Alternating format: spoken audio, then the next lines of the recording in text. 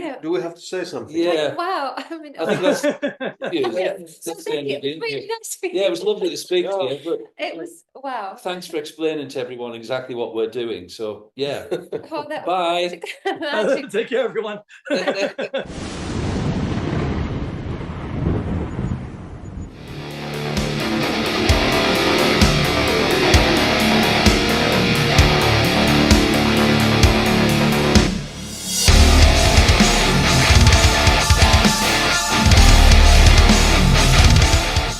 is Ryan with Ethereal Metal, and I'm here today with Tuomas, Johanna, and Troy of Auri, and we're going to be discussing Auri 3 Candles and Beginnings. August 15th via Nuclear Blast. Tuomas, Johanna, and Troy, thank you so much again for taking the time out of your pre-release schedule to chat. Thanks for having us. You're welcome. Pleasure is all ours. Great. And most importantly, how are all of you? And if I may ask, how's the heart? It's very good for me. Better than in a very long time. Yes. Yeah, jumping up and down with joy. Yes. Yeah. Absolutely, I can imagine. About 65 beats per minute at the Yeah, moment. to be precise, yeah. Absolutely, yeah. So before we begin, I just want to thank you for creating a space musically and emotionally that so many of us didn't even know we needed until we stepped inside of it.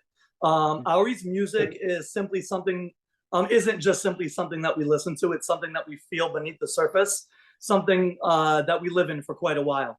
And with this new album, Candles and Beginnings, you've once again invited us into a world where wonder, memory, soulfulness kind of intermingle, where light flickers and even the quietest corners.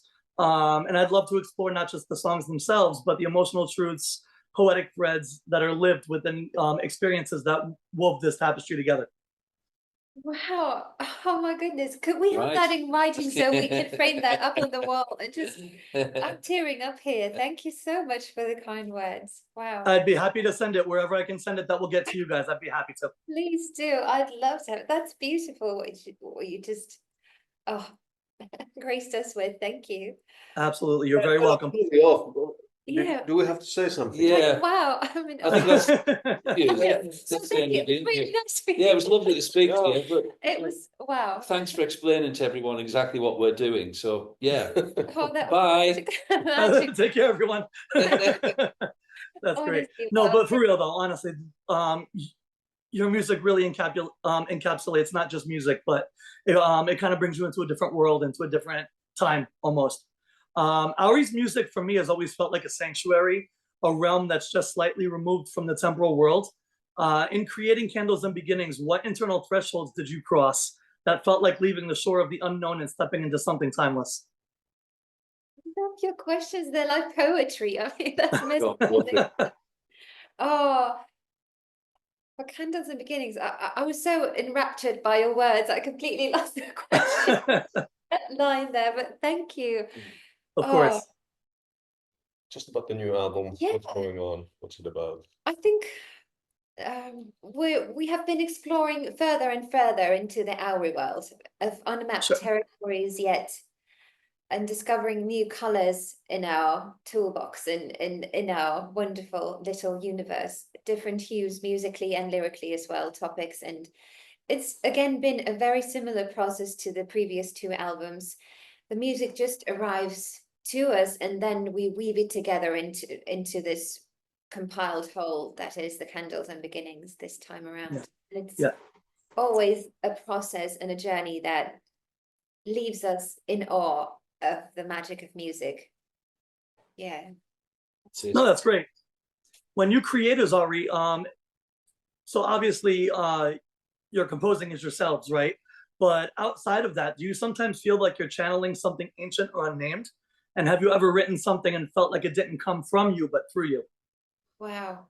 I love your questions. Constantly, actually. Yeah. To answer your latter part of the question, I feel like a channel, really. Yeah. Yeah, I don't know where the songs, the melodies come from. No. Yeah.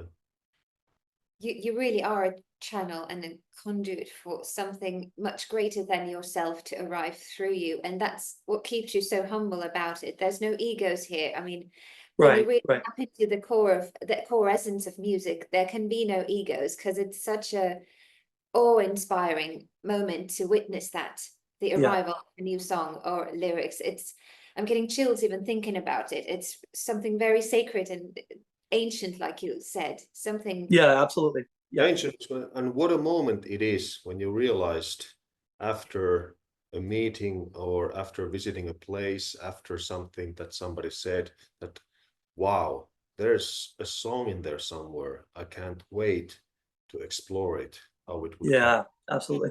That's called inspiration, and it's such a wonderful feeling. And then at first you work on it on yourself, you get really excited about it, and then you get to present it to the other members of this group. They bring in their effort, and you are awestruck again. And then the final beautiful moment when you get to show all that to the whole world. Yeah, absolutely. Absolutely. This is the process that I just absolutely adore the most in making music. Yeah, well, I think also for me, it felt like kind of a rebirth with this album as well. I've been following obviously Nightwish since 1998, 99, and then as soon as Auri came out, it was just a completely different vehicle almost, and just the way that it transports you, not only like I said, timelessness and all of that, but there's just something about the music that's not just music, but it's like living. It's like its own living thing. I love that. Wow. Yeah, That's absolutely. And I wanted to talk about the line. There's a line in the song, far across the sea, a land of home we weave. Suggests music as a vessel, both for exile and return. What does home mean to each of you? And how has Auri helped define or rediscover that sense of home across time, memory, and place? I absolutely adore your questions. Yeah. Home is really people instead of places. Yeah. Well said. It can be both. In an ideal world, it's both, Mm. but it's more people. Yeah, absolutely. Yeah. And especially the people on the sofa, the heart connection, finding your true soul family in this lifetime is such a treat and gift. And to be able to find kindred spirits Yeah. connected through music. Great, it's great. We are, and then when you release the music and you find even more kindred spirits, it's just beautiful, and it's a way to tap into each other and be a part of this universe that I think is sorely missed in many times during these, well, the times that we live in. The connection is broken oftentimes, and that's something that we wish to repair by the music that we make. Absolutely, that's beautiful. And so obviously there has to be a vulnerability that lies within your music as well. And many associate Auri soundscapes with light, but it's never a blinding or a shallow light. It's one that's almost candlelit, for lack of better words, fragile, flickering, deeply human. What role does vulnerability play in how you write, arrange, or even embody your music?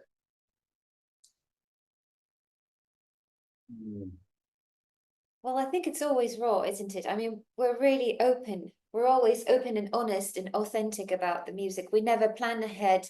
We approach it very humbly, and we just open our hearts and our scars and our deepest, darkest shadows to it for the light to enter. That's our process, I think, in life and also in music. We're not afraid to explore all the shades and nooks and crannies of it, if you will. Even the darkest shades, and let the cracks shine the light through. That's terrific. So your albums often feel like living storybooks as well, complete with emotional architecture, mythology. Do you see Candles and Beginnings, kind of as I mentioned earlier, for me, it feels like a rebirth almost, but do you feel it is a continuation of an overarching tale, or as a rebirth or a new mythology?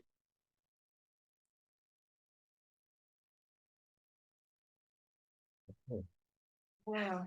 I love these deep questions, honestly. This is something I would have to think about, actually. I can't give you an answer immediately. I honestly don't know what to say to that. Okay. It's food for thought for sure, but definitely. Absolutely.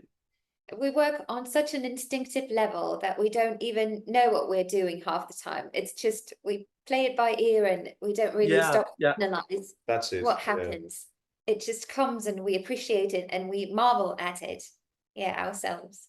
Yeah, I remember watching an interview with you all from the last album cycle, and that was something that you had mentioned also, where it's like you guys come together and the music kind of just happens. It's not something that you're fighting for. It's not something that you're like digging for. It's just there already and it happens. I think that's something that's beautiful with an Auri as well. Yeah. Absolutely. Yeah, that's true. I mean, we're constantly bombarded by music. And the thing is with us, with Auri and working so closely, and because we're such close friends, we can't resist it. Absolutely. Yeah. We can't resist it. There is absolutely no escape from it. Yeah. Which sometimes results in serious insomnia. It does. It Yeah. does. Yeah. Terrible insomnia. Terrible, but beautiful insomnia.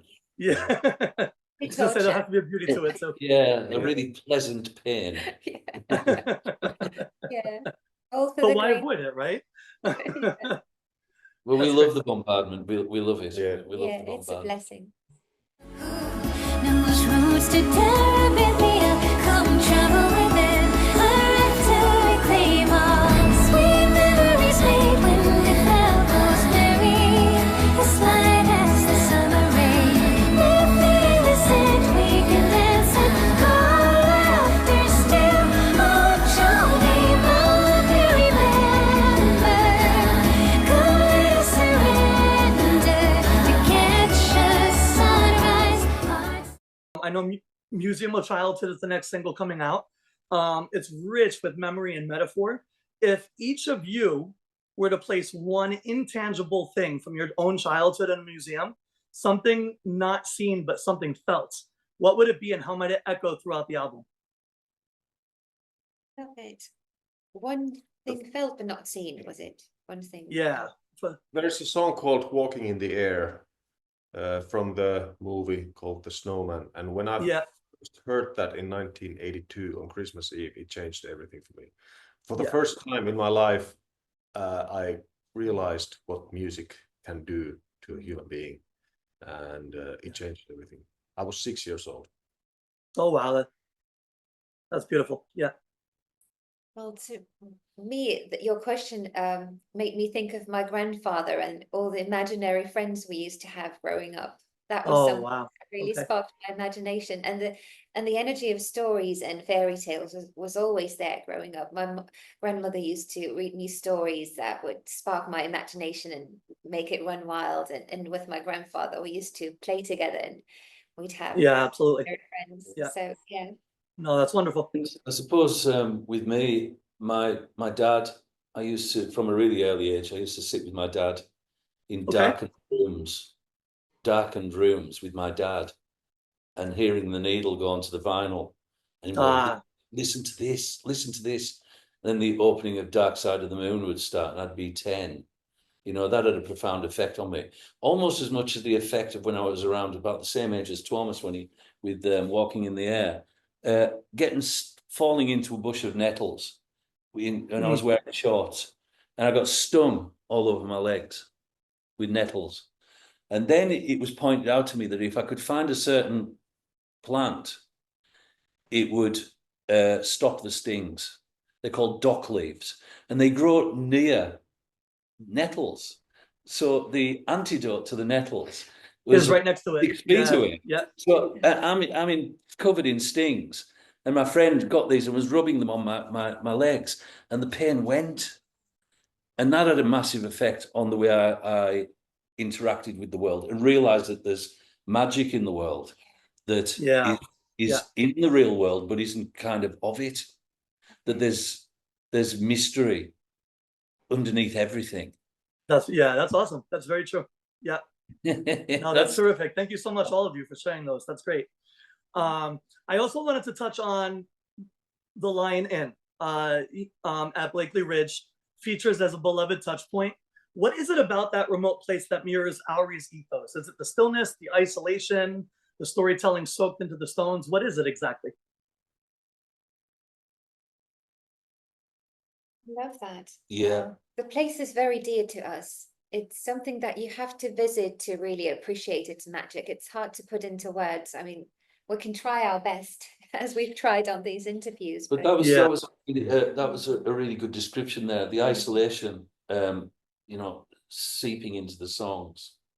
That is definitely a part of it, and that's part of the lyrical response Yeah, yeah, environment is in those words, even though it is ostensibly about a pub on one of the highest pubs in the British Isles, one of the most remote pubs in the British Isles. It's sure. about 15 miles to the nearest living human being. And it's very, very old. It goes back to the 14th century. So it's the very walls of the place are full of history. And when you're in there, Thomas said earlier that when we go there whenever we can, it's a bit of a sacred place for us as well, because we've had so much fun and wonderful laughter and love in there that it's very much a part of us.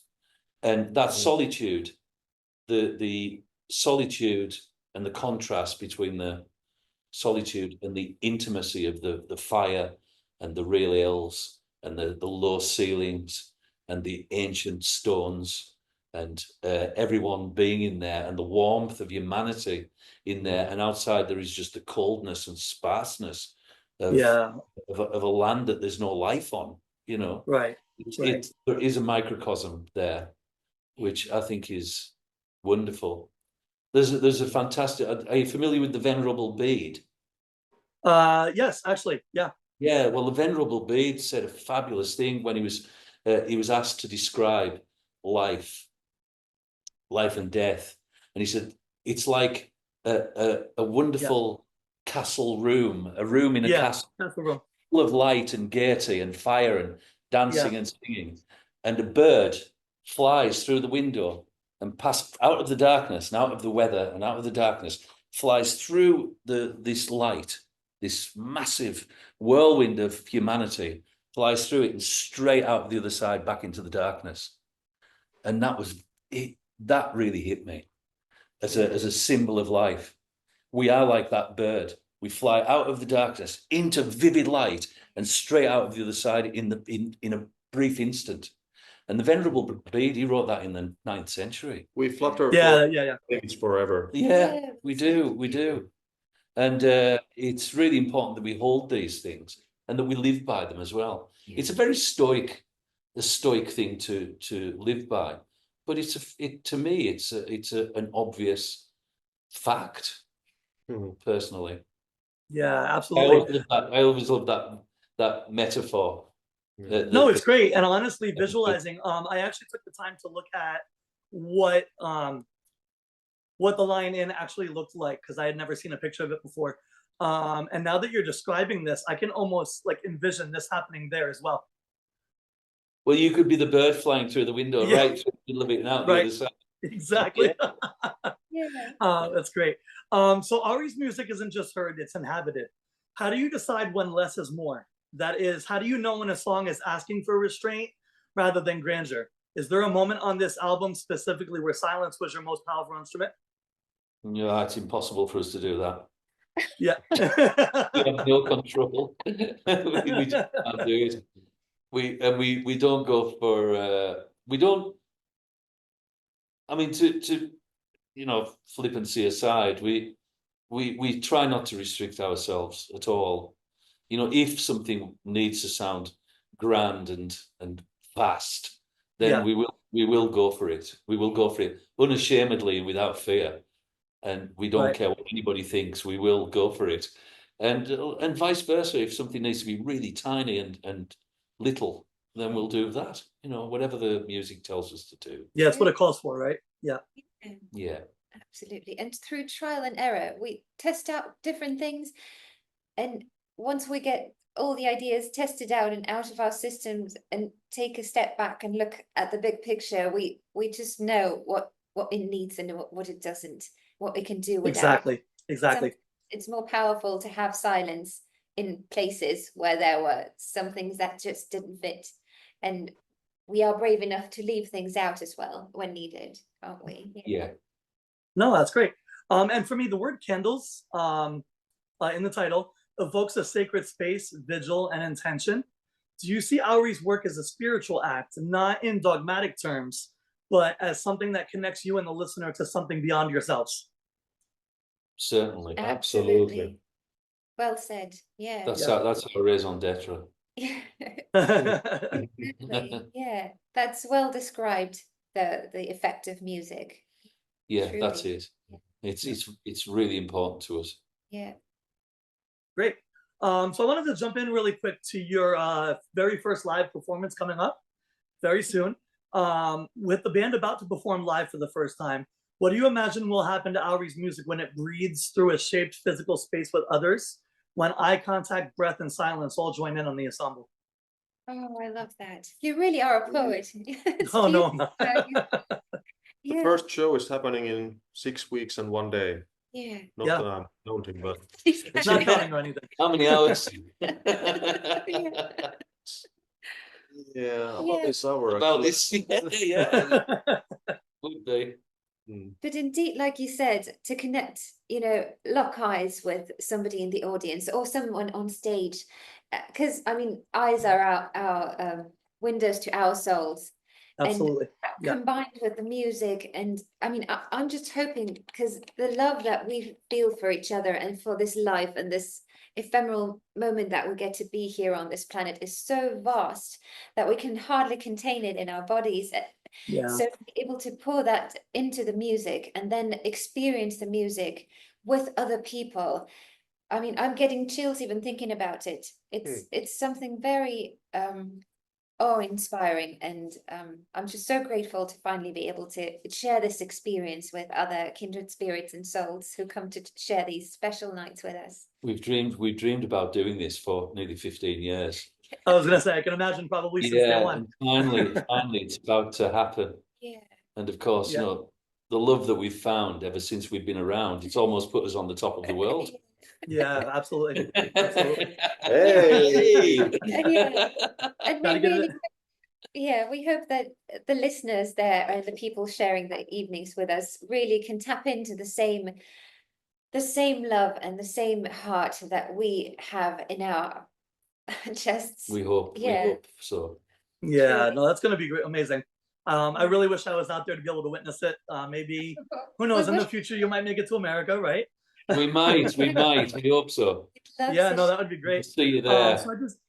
So I just have one final question for you. Auri has always existed in its own distinct sonic sphere, but your musical fingerprints span all over the place, whether it's from Tuomas's Scrooge's quiet storytelling, to Johanna's ethereal, out to Moorland Road projects, Troy's solo work. What might fans hear? Might fans hear echoes from those corners of your creative universe, or will this tour stay rooted firmly in Auri's lore alone? Oh, the tour has grown out of Auri soil. Yeah. It's watered by Auri. Everything in Auri at the moment. So we're delighted to report that we have an eclectic set list that is going to probably levitate us on stage. The three of us, we will probably levitate. So watch the news, because it'll probably make world news. Levitation is a fact, a reality. These three in Finland have just proved it. Just going up and up. Yeah. And indeed, there would be so many lovely songs to cover as well. But I think the conclusion that we came to was that, I mean, we have 3 albums that we've never played live, and there's so many songs that we already had to exclude from the set. So we're going to keep it just in the Auri world. We thought about doing a few covers for about 20 seconds. Yeah. A lovely idea, but we have 3 albums under our belts. Yeah. And finally the chance to perform them. So let's just that's great. Absolutely. And do you think you can give a sneak peek of one track from each album that will be played? Nah. I wish we could. It's gonna be Well, we could. Yeah, we because could. because it's you. okay. And because you're not gonna be there. You can tell on top of each album. Yeah. Well. Well, from the first album, we'll be doing Aphrodite Rising. Okay, it was the first song that we ever recorded. Yeah. We'll also be doing Skeleton Tree off that Skeleton album. Tree, of course. Yeah. Yeah. And off the second album? Well. You already said 2. Did I? So we have one more. One more. That's it, you only get one more. All right, go on then. What have we got off the second album? Kiss the Mountain. Oh yeah, Oh, beautiful. Okay. That will be done. Kiss the Mountain. Yeah. Nice. All The right, new great. Well, album we're I'll doing- be keeping. Sorry, Thomas. Go ahead. Yeah, from the new album we're doing Blakey Ridge and Shield Maiden. and Shield. Yeah. Oh, Shield. okay. And all of the songs. Again, you said two. I know. Yeah. Can't help it. Oh, don't. Flipped out a few more. Can't help it, too excited. Mm. We just can't hide it. I think we're going to lose control. I think I like it. Oh, we. The excitement is brewing. Yes. It is. Oh. Yeah. So in closing, I just want to say there's a sacredness to what you do, not because it shouts for attention, but because it listens, observes, and tends to the quiet places in all of us, I think. Thank you for giving voice to dreams that don't always have words, and for building a bridge, whether hidden or not, song by song, that leads us home, wherever that may be. And I really hope this next chapter of Auri, especially bringing these songs to life on stage, feels as revelatory and rewarding for you as it does for those who listen and walk alongside of them. We're going to be here listening, candles lit. Thank you all, Auri, again so much for your time today. And as a reminder to those listening, Candles and Beginnings. going to be coming out on August 15th via Nuclear Blast. For those watching, there's going to be a pre-save and a pre-order link below in the video section. Auri, thank you so much again for your time. Oh, You wonderful. bottom of our hearts. Thank Wonderful. you. We'll Thank you see so you in much. America sometime. We'll see you in the US sometime. Yes. Hopefully sometime.